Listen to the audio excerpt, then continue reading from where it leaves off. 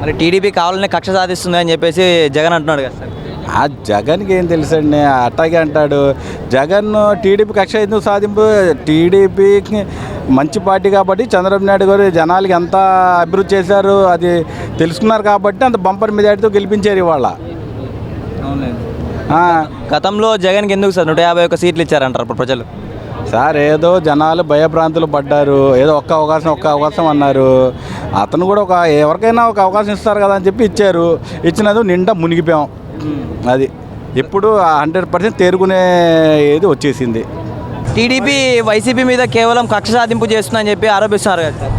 దేనికి కక్ష సాధింపు చేస్తున్నారు? ఇప్పుడు కక్ష సాధింపు అంటే ఎట్లా ఉంటుంది? ఆడు ఎవడన్నా నాబోటాడు మాట్లాడితే తీసుకెళ్ళి జైల్లో పెడడానికి రెడీ అయ్యాడు. ఇవాళ ఎవడన్నా ఉంటే ఇప్పుడు ఎవడన్నా జైల్లో పెట్టారా? ఇంతవరకు ఎవడో జైల్లో పెట్టాల. ఎవరికాళ్ళు యాంటిసిపేటరీ బెయిల్ తెచ్చుకుంటున్నారు, పక్కన ఉన్నారు. ఇప్పుడు ఇళ్ళ మీద దొమ్మికెళ్ళారు, ఆఫీసుల మీద దొమ్మికెళ్ళారు, ఆఫీసులు తగలబెట్టారు. మరి వాళ్ళందరూ పారిపోయి దాక్కొని ఎక్కడెక్కడో ఉన్నారు.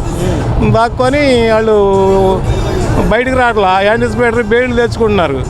మరి ఆ రోజుల్లో దెబ్బలు కొట్టి మళ్ళీ వాళ్ళ మీద కేసులు పెట్టేవాళ్ళు. ఇవాళ కొడడానికి దొరుకుతున్నారు వాళ్ళు. ఏం చేస్తాం మరి, మా కర్మ అది.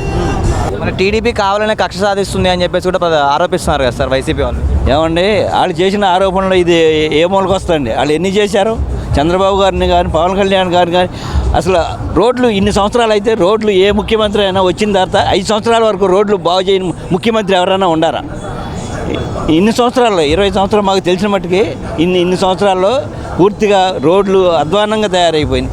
గుడివాడ నుంచి విజయవాడ రావడానికి గంట ఎక్స్ప్రెస్, అలాంటిది 2 గంటల టైం పడుతుంది. అదేమంటే మేమేం చేస్తామండి రోడ్లు? అదే ఆర్టీసీ కండక్టర్ని డ్రైవర్ని అడిగితే మేము ఎవరు ఏం అడిగినా మా మీద కేసులు పెడుతున్నారండి అన్నారు. చాలామందిని అడిగామండి. అదే అండి పరిస్థితి. జగన్ గారు కూడా కక్ష సాధిస్తున్నారు అని చెప్పేసి కూడా అంటున్నారు కదా సార్. మళ్ళీ టీడీపీ వాళ్ళే కక్ష సాధింపు చేస్తారని చెప్పి జగన్ కూడా చెప్తున్నాడు కదా. అలాగే అంటారండి, అంటానికి ఏముంది, నోటి మాటలే కదా. టీడీపీ కావాలనే కక్ష సాధింపు చేస్తుందని చెప్పి అంటున్నారు కదా సార్ వైసీపీ వాళ్ళు. ఏం కక్ష అండి? ఇలాంటివి ఏమైనా కానీ కక్ష సాధింపు చేస్తుంది? లేదు. టీడీపీ కక్ష అనేది ఏమీ లేదు. చంద్రబాబు నాయుడు గారు ఎటువంటి గొడవలు కానీ అలాంటి ఏం చెయ్యొద్దని చెప్తున్నారు. ప్రశాంతంగా ప్రతి ఓళ్ళకి మంచి చేయండి అని ఆయనే చెప్తున్నారు. అలాంటి ఏమీ లేదు. జగన్ అంటున్నాడు కదా సార్, కూటమి ప్రభుత్వం కావాలనే కక్ష సాధిస్తుంది అని చెప్పేసి. అవన్నీ ఒట్టి మాటలు సార్, ఏదో మాట్లాడుతూ ఉంటారు. ఇప్పుడు కొంతమంది ఏదో మాట్లాడతారు, వాళ్ళ రాజకీయ లబ్ధి కోసం ఏదో మాట్లాడుతూ ఉంటారు. అవన్నీ మామూలే సార్. ఓవరాల్గా ఈ 2 నెలల కూటమి ప్రభుత్వంపై మీ అభిప్రాయం ఏంటి సార్? ఎలా ఉందనుకుంటున్నారు పరిపాలన? బ్రహ్మాండంగా ఉందండి. ఇంకా ఇప్పటికీ పర్లేదు. ఇంకా దీన్ని ఇంకా ముందుకు తీసుకెళ్ళి ఇంకా బ్రహ్మాండంగా చేస్తారు చంద్రబాబు నాయుడు. అందులో సమస్య లేదు. ఇది మాత్రం పక్కా. మన రాష్ట్రం బాగుంటుంది, జనాలు చూస్తారు. మీడియా ఉన్నారు, మీరు చూస్తారు. మీరు గత ప్రభుత్వానికి ఈ ప్రభుత్వాన్ని చూడండి. వాళ్ళు ఆపేశారు అన్నా క్యాంటీన్లు, వీళ్ళు వచ్చి మళ్ళీ పెడుతున్నారు, మొదలు పెట్టారు. మరి భోజనం పేదవాడికి భోజనం పెట్టాలని ఉద్దేశం ఇదే కదా సార్. గతంలో 5 సంవత్సరాలు ఒక నిమిషం లాస్ట్ సార్. గతంలో 5 సంవత్సరాలు జగన్ గారి పరిపాలన చూశారు. ఇప్పుడు కేవలం కూటమి ప్రభుత్వం రెండు నెలల పరిపాలన చూశారు. దానికి దీనికి కంపేర్ ఏంటంటారు? అసలు ఏ నక్కకి నాగలోగానికి ఉన్న తేడా అది. అసలు ఈ 2 నెలల్లో ఎవడి మీద నా కక్ష సాధింపు కానీ, ఒకడి మీద ఒక తప్పుడు కేసు పెడతాం కానీ, ఇంకోటి కానీ ఉందా? వాళ్ళు రోజు తప్పుడు కేసులే కదా పెట్టేది. పెద్ద నాయకులు, జిల్లా స్టేట్ ప్రెసిడెంట్ కాడి నుంచి మొదలెట్టి సామాన్య కార్యకర్త వరకు రోజు కేసులు పెడతాం, తీసుకెళ్తాం, లోపలేస్తాం, వాళ్ళు నానా సాగు చేస్తాం. ఇప్పుడు ఏముంది? ఇప్పుడు ఏం లేదు. వాళ్ళు శుభ్రంగా మాకన్నా ఫ్రీగా తిరుగుతున్నారు. వాళ్ళు మాకు ఇంకా బాధ్యతలు ఉన్నాయి, వాళ్ళకి బాధ్యతలు లేకుండా తిరుగుతున్నారు వైసీపీ కార్యకర్తలు. అది వైసీపీ ప్రభుత్వం కూడా చాలా మటుకు టీడీపీ కక్ష సాధిస్తుంది అని చెప్పేసి కూడా ఆరోపిస్తున్నారు. ఎలా చూస్తారు? కక్ష సాధించాలి అని అంటే ఇప్పుడు దాకా ఆగేవాళ్ళం వీళ్ళకిలాగా. అయితే మన బాబు గారి పద్ధతి ఏంటి? మాకు బాబు గారిలో నచ్చింది కూడా ఇది. వాస్తవంగా బాబు గారిలో మాకు నచ్చింది, ఈ కార్యకర్తలకి, ఈ కష్టపడిన కార్యకర్తలకు నచ్చింది కూడా ఏంటంటే శాంతి, భద్రత, సౌమ్యం, నీతి, నిజాయితీ. ఇవే మాకు కూడా నచ్చట్లా. కానీ మేము ఏం చేయలేము. ఎందుకంటే మాకు ఒక పెద్ద ఉన్నాడు, ఆ అధినేతను కాదని మేము ఎక్కడికి వెళ్ళలేని పని. ఎందుకంటే ఆయన ఏం చేసినా ఇప్పుడు ఉడుకు రక్తం. మేము ఏదైనా సరే వేసేద్దాం, కొట్టేద్దాం, పొడిచేద్దాం, చేసేద్దాం అంటాం. కానీ ఆయన అలా చెప్పరుగా. బాబు గారు మీరు ఆగండి అమ్మా, మనం ఏదైనా సరే లీగల్గా వెళ్దాం, వాళ్ళ తప్పు వాళ్ళకి తెలియదా, మన తప్పు మనకు తెలియదా అని చెప్పి వాళ్ళు మాట్లాడతారు. బాబు గారు దగ్గర నేర్చుకున్న తోతాపురి వాళ్ళు కాదంట. ఇక్కడ నేర్చుకొని సొంత ఇంట్లో నేర్చుకొని తిన్నింటి వాసాలను లెక్క పెట్టాడేవాళ్ళు. వాళ్ళకు కూడా తెలుసు మేము తప్పు చేస్తున్నాం, మేమే తప్పు చేస్తున్నాం అని వాళ్ళకు కూడా తెలుసు. కానీ ఏంటంటే జగన్మోహన్ రెడ్డి గారి మన్ననల కోసం ఒక్కసారి సీఎం, ఓన్లీ 1 టైం సెటిల్మెంట్, ఒక్క ఛాన్స్ 1 టైం సెటిల్మెంట్. అంటే ఇది కూడా వర్కౌట్ అయిందంటారా? రాజశేఖర్ రెడ్డి గారి పాలన తీసుకొస్తా అనడం కూడా వాస్తవంగా రాజశేఖర రెడ్డి గారి పాలన తీసుకొస్తానన్నది కూడా కొంతవరకు వర్కౌట్ అయిందండి. ఎందుకంటే రాజశేఖర రెడ్డి గారు ఈరోజు చనిపోయి ఆయన ఉన్నారు. మన ఈ విఘ్నతను మనం కాపాడుకోవాలి. జగన్మోహన్ రెడ్డి లాగా మనం అట్లా ఎట్లా పెడితే అట్లా మాట్లాడే ఇదిలో మన పార్టీలో లేవండి. మనకు ఒక నియమ నిబద్ధత అనేది ఉంది.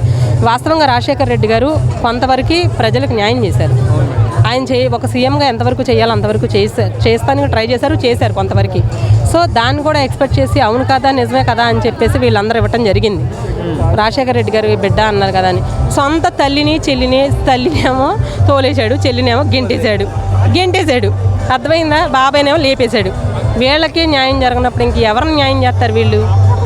ఎవరికి న్యాయం చేస్తారని ప్రజలు అందుకు కాదా దింపేసింది, అందుకు కాదా పట్టాన్ని దింపేసేసి వెళ్ళి ఇంట్లో ఇప్పుడు ప్రజావేదిక పెట్టి కూలగొట్టిన తర్వాత ప్రజావేదికని బాబు గారు ఎట్లా అయితే ఎంత ఫీల్ అయ్యారో ఏదో ఒకటి చేయాలి అని చెప్పి అలాంటిది చేయలేకపోయేటప్పటికి తల్లికి వందనం పేరుతో అమ్మఒడి కార్యక్రమంతో 15,000 ఇస్తానని ఫస్ట్ ఇయర్, సెకండ్ ఇయర్ మళ్ళీ 14, థర్డ్ ఇయర్ 13 అలా ఇచ్చారు కదా. 11,000 ఇచ్చాడు కదా. మరి చంద్రబాబు నాయుడు గారు కూడా అదే దాన్ని వద్దని చెప్పేసి తీసేయొచ్చుగా. కానీ ప్రజలకు న్యాయం జరుగుతుంది. చదువురాని పిల్లల్ని చదివించలేని పిల్లల్ని కొంచెం మనీ పరంగా ఇబ్బంది పెట్టే వాళ్ళని, ఇబ్బంది పడే వాళ్ళని ఇలా కొంచెం వరకు హెల్ప్ అవుద్దనే చెప్పే కదా. ఇంట్లో ఒకళ్ళుంటే ఒకళ్ళు, ఇద్దరుంటే ఇద్దరు, ముగ్గురుంటే ముగ్గురికి ఇస్తానన్నారు. పైగా ఎటువంటి రిస్ట్రిక్షన్స్ లేకుండా ఇస్తానన్నారుగా. అవన్నీ ఆలోచించరేంటి?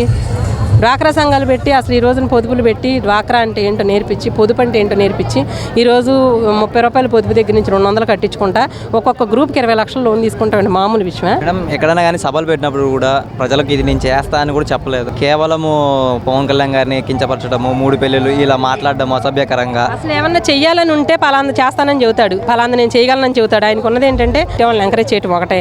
2 ఏంటంటే చంద్రబాబు నాయుడు గారిని తిట్టామా, లోకేష్ గారిని తిట్టామా, లేకపోతే వాళ్ళ ఇంట్లో ఆడవాళ్ళని లాక్కొచ్చి తిట్టామా, పవన్ కళ్యాణ్ గారిని తిట్టామా, ఆయనకి ఎన్ని పెళ్ళిళ్ళు అని తిట్టామా, ఈ అంతవరకే కాదు. ఏదైనా ప్రజలకు మంచి చేయండి అంటే పవన్ కళ్యాణ్ గారి పెళ్ళిళ్ళు ఎందుకు గుర్తుకొస్తాయంటే అంటే ఒక సినిమా హీరో కదండి ఆయన క్రేజ్ని ఎలాగోలా డామినేట్ చేయాలంటే ఏదో ఒకటి చేయాలిగా. కాబట్టి పెళ్ళిళ్ళు. కానీ సినిమా ఇండస్ట్రీలో పవన్ కళ్యాణ్ ఎవరు దెబ్బతీస్తారు? పవన్ కళ్యాణ్ సినిమా ఇండస్ట్రీలో దెబ్బతీయాలి అంటే జగన్ వల్ల ఏమవుతుంది? పాపం వాళ్ళని కూడా చేశారు కదండి సినిమా ఇండస్ట్రీలో దెబ్బతీయడానికి. పాపం వాళ్ళు ఏదైనా సినిమాని రిలీజ్ చేసుకుంటున్నాం అని చెప్పి ఎంత అమౌంట్ పెట్టుకుంటున్నాం అని అంటే అమౌంట్లు పెట్టుకొని ఇచ్చారా? వాళ్ళని ఎంత ఇబ్బంది పెట్టారు. పాపం చిరంజీవి గారు వస్తే కనీసం ఒక సినీ ఇండస్ట్రీకి పెద్ద అని కూడా ఇది లేకుండా రెస్పెక్ట్ ఇచ్చారు. అలాంటివన్నీ వీళ్ళ దగ్గర ఉన్నాయి. వాళ్ళకి తెలియదు వాళ్ళు చేసిన తప్పులు, తెలుసు కదా. ఈ రోజున మళ్ళీ మాకు చిరంజీవి గారి మీద అట్లా ఇష్టం ఇట్లా, ఇవన్నీ ఉత్తి మాటలు మనం చేయగలిగిన. ఇప్పుడు వచ్చేసి లోకేష్ గారి రెడ్ బుక్ కూడా రాజ్యాంగం అమలులోకి వస్తుంది అని చెప్పేసి జగన్ అంటున్నాడు కదా మేడం. రాజారెడ్డి రాజ్యాంగం జగన్మోహన్ రెడ్డి గారు అమలు పరిచినంత ఇదిగా రెడ్ బుక్ రాజ్యాంగం మేము అమలు పరచలేమండి. ఎందుకంటే మేము రెడ్ బుక్ అమలు పరచాలని మా మనసులో కార్యకర్తలందరికీ ఏసేయాలి, పొడి చేయాలని ఉన్నాయిందా చెప్పే కదా. మా బాబు గారి పద్ధతి మాకు నచ్చదు. శాంతి, సహనం, ఆలోచించాలి. మీరు ఆగండి మేము ఆపుతానే ఉంటాడు ఆయన మమ్మల్ని. అందుకే ఇలాంటి వాళ్ళు ఇలా రెచ్చిపోతూ ఉంటారు. ఇప్పుడు పరిటాల సునీతమ్మ ఉంది, బాబు గారు ఇట్టాన్ని తీసుకెళ్ళి ఎక్కడ పడతారు అక్కడ పడేయండి, 1 గంట కళ్ళు మూసుకొని ఉంది. ఆ మాటకి కార్యకర్తలు మొత్తానికి ఊపి వచ్చింది తెలుసా మీకు? ఎందుకంటే ఒక లేడీ, మీ నాయకుడు మీకు ఎంత గొప్ప, మా నాయకుడు మాకు అంతకన్నా గొప్ప. ఎందుకంటే కాక మొన్న వచ్చాడు, తండ్రిని ఫ్లాగ్ అడ్డం పెట్టుకున్నాడు, చెల్లిని పాదయాత్రకు పంపించాడు. చెల్లి కష్టపడితే నీకు వచ్చింది ఆ సీటు, నువ్వు నడువు ఒకసారి చూద్దాం. సార్, నారా లోకేష్ గారు రెడ్ బుక్ అమలు అవుతుంది రాజ్యాంగం అని చెప్పేసి అంటున్నారు కదా సార్, చెప్పండి సార్. ఏం లేదండి, నారా లోకేష్ గారు కూడా మొత్తం ఆలోచించి ఏదైనా పరిపాలన చేస్తున్నారు. ఎవరికి ఏం చేశాడు ఆయన, ఎవరు ద్రోహం చేశాడు చెప్పండి? అందరికీ మంచిగా చేశారు, ఇబ్బంది ఏం లేదు. ఆయన యువగళం పెట్టినప్పుడు జనాలు తండోలకు వెళ్ళారు. అంటే ఆయన నమ్మే కదా వెళ్ళింది, ఆయన మంచి చేస్తారని కదా. సార్, లోకేష్ గారి రెడ్ బుక్ రాజ్యాంగాన్ని అమలు చేస్తున్నారని చెప్పి జగన్ అంటున్నాడు కదా సార్. రెడ్ బుక్ రాజ్యాంగం ఓపెన్ అయితే ఒక్కడుండడు. రెడ్ బుక్ రాజ్యాంగం ఓపెన్ అయితే ఒక వైసీపీ కార్యకర్త కానీ నాయకుడు కానీ ఉండడు, మొత్తం పారిపోతారు. ఇప్పుడు అధికారులనే చూస్తున్నారు. ఇప్పుడు ఐపీఎస్లో ఉన్నారు, వాళ్ళు ఎన్ని చేశారు, వాళ్ళందరినీ విఆర్లో పెట్టారు. విఆర్లో పెడితే వీళ్ళు టూర్లు వెళ్తున్నారు. వద్దురా బాబు, వాళ్ళ నుంచి వచ్చి ఇక్కడ కూర్చోండి, పొద్దున్న 10 కాడి నుంచి సాయంత్రం 6 దాకా కూర్చొని సంతకాలు పెట్టి వెళ్ళండి అని చెప్తున్నారు. పనిష్మెంట్లు అంటే అట్టా ఉంటాయి, కక్ష సాధింపులు అంటే అవి కాదు, కొడతాం కాదు, తిడతాం కాదు. వాళ్ళు ఎట్లా చేయాలో అట్లాగే రూల్ ప్రకారం చేయాలి, అట్లాగే చేస్తున్నాడు చంద్రబాబు. అది చంద్రబాబు అండి. సార్, మరి లోకేష్ గారి రెడ్ బుక్ అమలు చేస్తున్నారు ఇలా అని చెప్పేసి అంటే వ్యవస్థను కూడా అంటున్నారు కదా సార్. ఇంకా ఓపెన్ చేయలేదు అంటున్నారు కదండి వాళ్ళు అనే మాటలే. అంటే రెడ్ బుక్ రాజ్యాంగాన్ని అమలు చేసినట్లే కనిపిస్తుంది అని చెప్పి వైసీపీ వాళ్ళు అంటారు కదా సార్. అంటాకేముందంటే వాళ్ళు చేసిన దాంట్లో మనం ఎన్నో వంతు అసలు ఇది ఓవరాల్గా చెప్పండి, సార్ లోకేష్ గారి రెడ్ బుక్ రాజ్యాంగాన్ని అమలు చేశారు అని చెప్పేసి జగన్ అంటున్నాడు సార్. ఎలా చూడాలి? రెడ్ బుక్ అంటే వాళ్ళు చేసిన అరాచకాలకి ప్రతి రౌడీజానికి ఆయన రెడ్ బుక్ పెట్టారు. అది రెడ్ బుక్ ఎందుకు పెట్టారంటే వాళ్ళు చేసే పనులకి ఆయన పెట్టారు పాదయాత్రలో. మళ్ళీ లోకేష్ గారి రెడ్ బుక్ రాజ్యాంగాన్ని అమలు చేస్తున్నారు అని చెప్పేసి వైసీపీ అంటుంది కదా. నేను చెప్తే ఆడెవడో చెప్తే వినమంటున్నా కదా, అది ఒకటే మాట అండి, ఒకటే దారి. సార్ నారా లోకేష్ గారి రెడ్ బుక్ రాజ్యాంగాన్ని అమలు చేస్తున్నారు అని చెప్పేసి జగన్ అంటున్నాడు కదా సార్, దాని మీద మీ అభిప్రాయం ఏంటి సార్? అది మనం మా స్థాయికి అది మేము మాట్లాడలేము సార్. అది అంటే ఇన్ని దారుణాలు జరుగుతున్నాయి అని చెప్పేసి అంటున్నారు కదా సార్. మళ్ళీ అదే అదే మీకు ఇప్పుడు మళ్ళీ రెండోసారి మూడోసారి అదే ప్రశ్న అడుగుతున్నారు. చెప్పే రాజకీయ లబ్ధి కోసం ఏదో మాట్లాడుతుంటారు సార్ వాళ్ళు.